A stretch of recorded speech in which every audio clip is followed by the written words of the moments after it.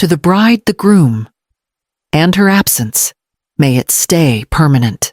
That was the first thing I heard as I stepped into the tent, the hem of my dress dripping from the downpour outside. I froze beneath the string lights and rose garlands, a thin breeze clinging to my soaked shawl. June's voice rang out with theatrical cheer, her champagne flute held high. Laughter followed light and cruel. I saw her friends raise their glasses. Then Micah, my son, my only child. He was laughing too. He didn't see me. None of them did. I stayed near the entrance, hidden behind a row of folding chairs. My hands clutched the small wrapped box I had carried like an offering inside a quilt I'd spent 6 months stitching by hand. Ivory thread, delicate symbols of their story, or at least the story I believed in. My fingers ached just thinking of it. The officiant was clearing his throat. Someone ushered people to their seats. I didn't move. My shoes squished softly on the mat. A waiter brushed past me without a glance. I stared at Micah's face, the curve of his smile, his arm around her waist, and felt something old inside me fold. They thought I hadn't come. They celebrated it.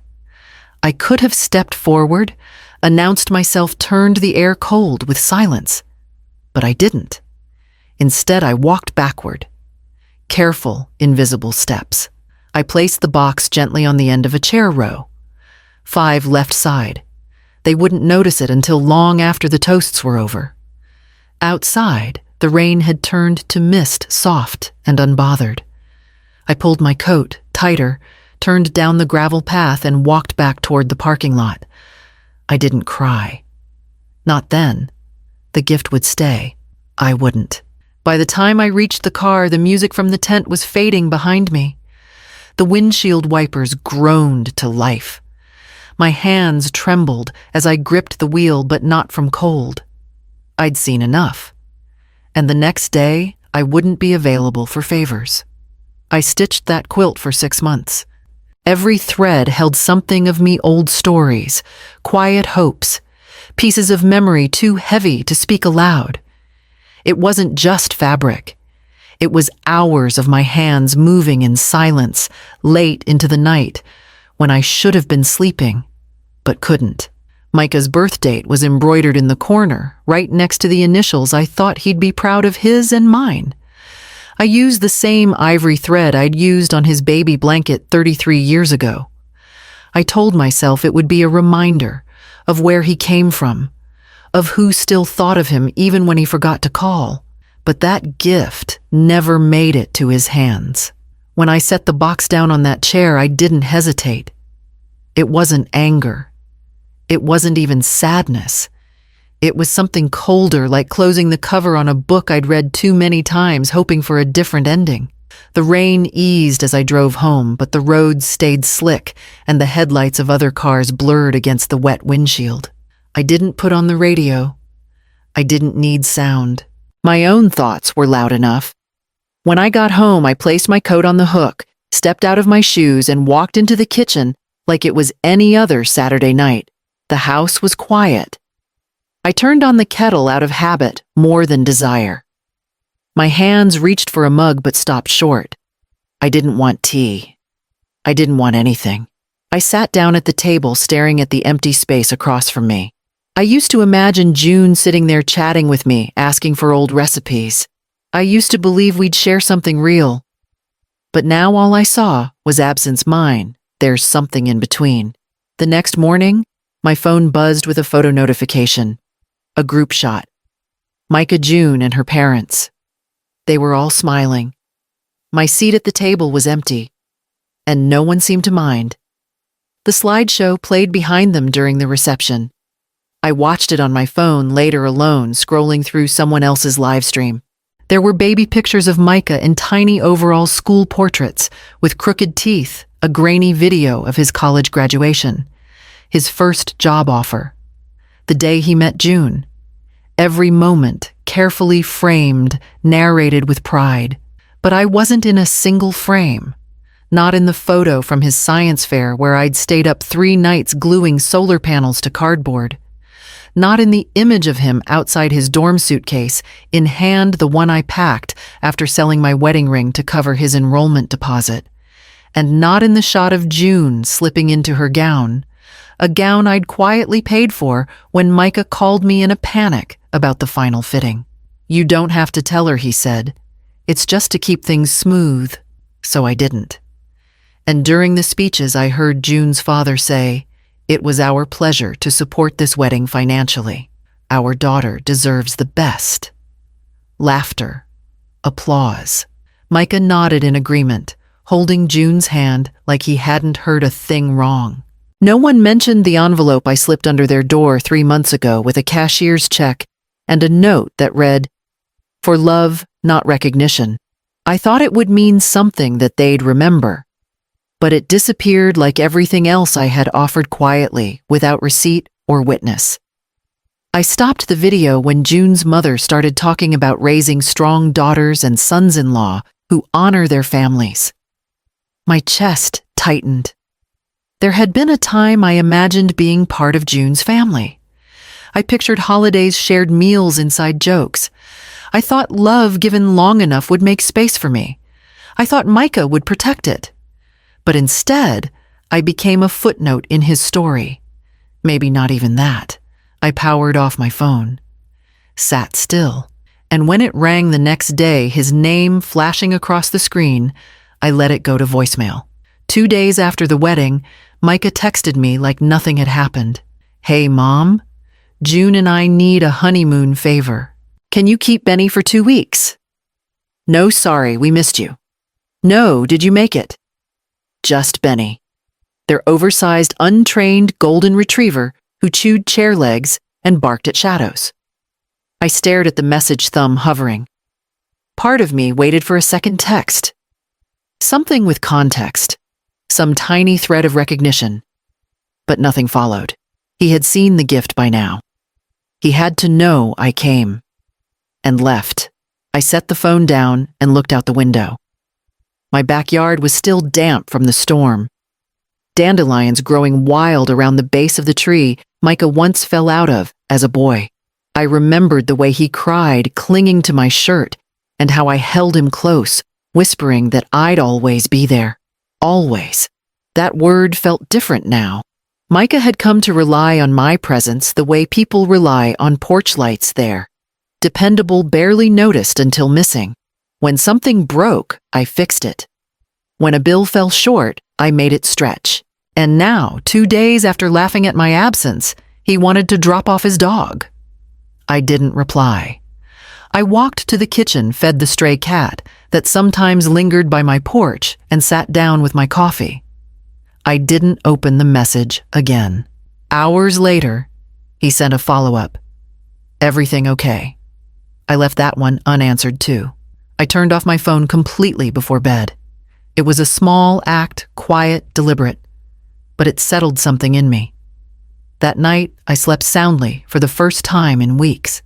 And the next morning, when I passed the bulletin board at the community center, a flyer caught my eye, bright red, pinned at the corner. Beginner salsa class. No partner needed. Tuesdays at 6. I stood there longer than I needed to. Then I took the flyer down. I deleted the thread without replying. His message, his second, even shorter than the first, vanished with a tap. I removed myself from the shared wedding album, too. The notifications had been lighting up my screen all week. June added a new photo. Micah liked a comment. I'd seen enough. That same evening, I made myself a plain dinner and sat with it in silence. I didn't turn on the TV, didn't put on music. I didn't need noise to distract me. Afterward, I pulled out my old laptop and opened the browser. Not for them, for me. The salsa class was easy. $40 for 4 weeks, Tuesday evenings, no partner required. I registered before I could talk myself out of it. I hadn't danced since my husband's funeral. Next was the photography retreat. A weekend workshop in Arizona, landscapes, natural light, desert colors. I'd always said I'd go someday. Now, I booked it for September. Then on impulse, I searched for a digital illustration class. Something completely new. I used to sketch in the margins of library checkout slips silly little portraits of students I liked or books I loved. I'd forgotten that about myself. This course started next Monday. I enrolled. 3 confirmations pinged my inbox. I sat there for a long time afterward, staring at the glow of the screen. My world had been so small for so long, shaped by other people's needs, narrowed by guilt and habit. And yet, within the space of one evening, I had redrawn its borders. Not with fury, not with vengeance. Just with the quiet click of choices I never used to allow myself. I turned off the lights and walked to bed. The house didn't feel empty. It felt open. In the hallway, I passed the guest room. For years, I'd kept it clean for Micah, just in case. That night, I opened the closet and packed away the extra bedding, folded it neatly, closed the door. And in the morning, I took my coffee out to the porch and opened a new sketchbook. I started the letter on a Thursday after my first salsa class. There was something about the rhythm, the music, the awkward joy of it all that loosened something in me. I came home sweaty and smiling, then sat down at the dining table with a pen and an old notebook.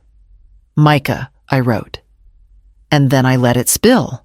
I wrote about the nights I stayed up sewing buttons back on his shirts before field trips, about the way I'd count grocery store coupons just to stretch enough for his cleats, his graphing calculator, the birthday cakes he never remembered thanking me for. I told him I noticed long before he thought I did the way June rolled her eyes when I spoke, the way she used polite words with sharp edges. How he never corrected her. I wrote, "You stopped seeing me. I became a service, a background hum. You celebrated my absence. You asked me to watch your dog before asking if I made it home safe. I admitted that I had given too much. And that wasn't love, it was fear. Fear that if I stopped giving, I'd disappear." At the end, I wrote, "I'm not angry anymore. Just awake." I folded the letter and placed it in an envelope. I didn't seal it. I laid it beside my coffee cup and stared at it while the sun rose the next morning. Then I took it out to the porch, and I burned it. The paper curled easily, the flame tracing every line I'd pressed into the page. Smoke lifted into the morning light, carrying words he'd never read. I watched until it was nothing but gray dust. I didn't cry.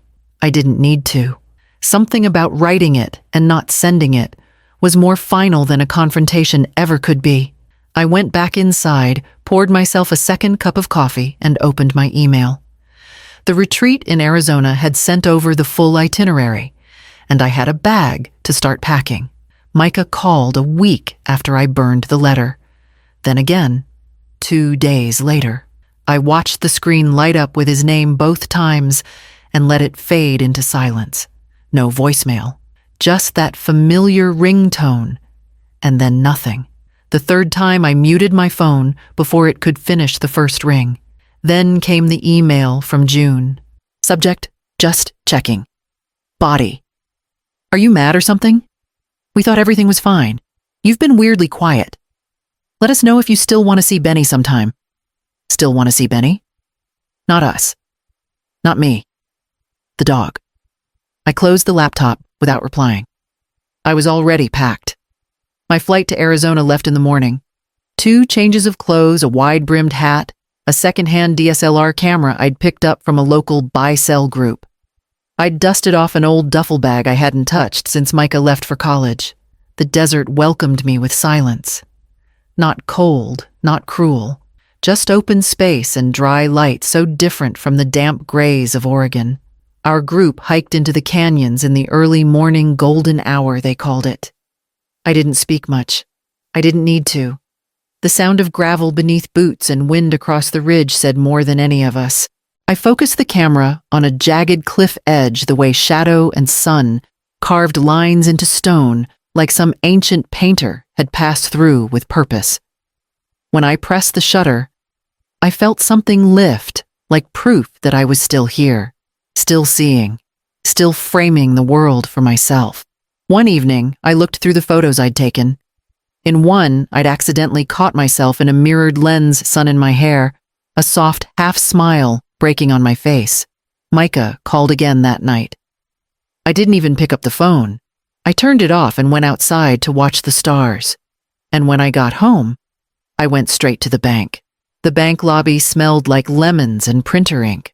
I waited quietly by the window, hands folded, while the clerk scanned my ID and nodded with polite efficiency. When she brought out the lockbox, I didn't hesitate. I'd opened it years ago after Harold died. At the time, it felt like something sacred, something to be protected for Micah's future. Back then, I thought I was building a legacy for him.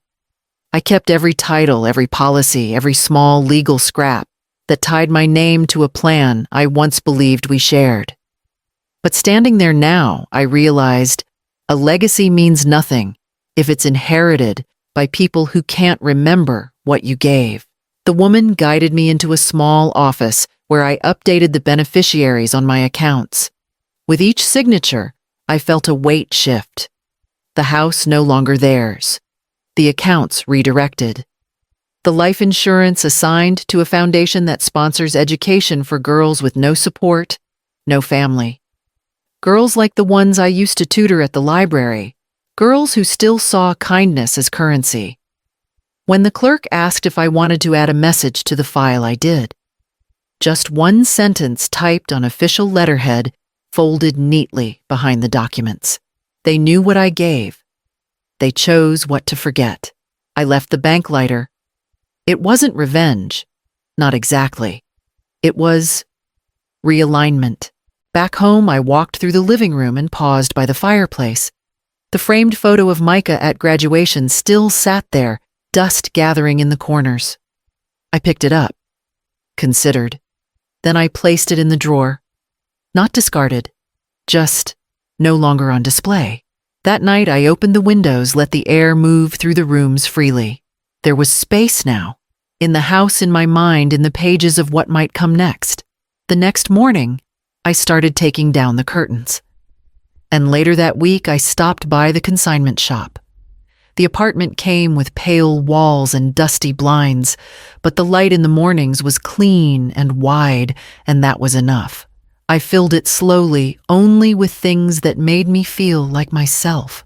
My photographs, sun-drenched cliffs from Arizona, a quiet alley in Portland. My own shadow stretching long across gravel, hung in mismatched frames. I picked up at flea markets. None of them held faces.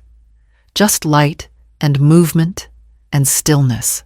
On Thursday nights, I danced. It was clumsy at first. My feet had forgotten how to trust rhythm, how to let go. But every week it became easier to laugh, to sway, to let a stranger's hand guide mine through simple steps. There was no one to impress. I wasn't the mother of the groom. I wasn't anyone's background figure. I was just Loretta in low heels and linen pants, smiling at the beat. Saturdays I drove to the marina, ordered grilled fish and iced coffee, always the same. I brought a book sometimes, my sketch pad, sometimes nothing at all. Just the view, the water, the quiet confidence of being alone and not lonely. I stopped explaining the silence to anyone. When a neighbor asked if I had children, I said yes, and left it at that. I never brought up the wedding again. Benny stayed with someone else during their honeymoon. I didn't ask who. They didn't offer. Weeks passed. Then months. June sent a photo of Micah holding the dog with a caption, "Miss you, Mom." I didn't reply. I wasn't angry anymore. Not bitter, not cold. Just released. I had unhooked myself from the version of love that always asked more than it gave back. One evening, I took a photo of my front door. It had a small brass number, a cheerful mat, and a potted plant I'd managed to keep alive. I framed the picture, hung it by the entrance. This was mine. And one Sunday, while flipping through the community paper, I saw an ad that made me pause an open call for local artists. The gallery was small, tucked between a bakery and a secondhand bookstore. My photo hung near the back, black and white, slightly off-center, just the way I liked it. The shot was taken by a fellow student during our last salsa class of the season. I hadn't known she was holding a camera. I was mid-laugh, hair lifted by the breeze from the open window, arms raised in a spin that hadn't been perfect, but it had been real. When I saw it printed, I barely recognized myself. Not because I looked different, but because I looked undeniably present. I asked the gallery owner if I could frame it myself before the opening. She smiled, handed me the piece, and said, "Of course. It's your story." I chose a simple wooden frame, unvarnished. But it was the words I added beneath that made it complete. To the woman they toasted absent, may she never return. Not bitter, not cruel, just final. I hung a copy in my hallway that same week. Every time I passed it, I caught a glimpse of movement joy, something captured mid-flight. Proof that I didn't need to belong to anyone else's version of family to matter. Micah sent a birthday card that year. Generic, signed by both of them. No message. No call. I placed it in the drawer beside the graduation photo I'd taken down months ago. Some things don't need to be displayed to be remembered. Some things don't need to be remembered at all. I brewed coffee in the quiet. Put on a linen shirt I liked. Slipped my camera strap over my shoulder. Outside, the light was soft, the kind that made everything look gentle, even the edges of things that used to cut. I locked the door behind me and walked into the day already framing what I wanted to keep.